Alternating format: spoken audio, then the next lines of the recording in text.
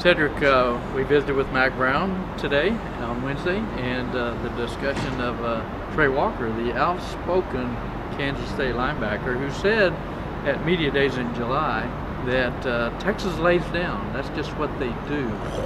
And Mac clarified the situation and said that Trey Walker called Mac a couple times, left a message, they spoke, and he basically apologized to Mac. He didn't say what he said was wrong. He just apologized. Did he apologize for saying it? Is it basically what you're saying? It was just an apology. Yeah, because he's not saying it's not true. He's just saying, I'm specifics. sorry I said it in public. Yeah. Trey Walker believes that the Longhorns are soft. Now that. And Bill Snyder is going to run the football 50 times. Not Bill himself, because he's like 100 years old. Oh, he could run. But Bill Snyder is going to bring in the K-State Wildcats, and they're going to run 50 times against Texas this weekend, and they don't think the Texas Longhorns can tackle them. And the question is, what are the Longhorns going to do about that? They got to be motivated now. Trey Walker's called them out. They got to bring their best game of the year, which wouldn't be hard up to this point, right?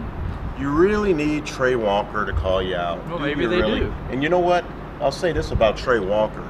He called them out way before BYU and Ole Miss punked him. He called them out in the preseason. He's a sage. He foreshadowed this thing.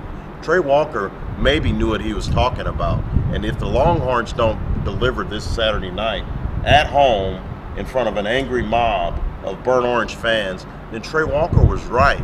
And then the Longhorns are looking at a 3-game slide and maybe the end of the Mac Brown era. Did I put all that in the right context? I'm not sure the angry mob's angry at Trey Walker, though.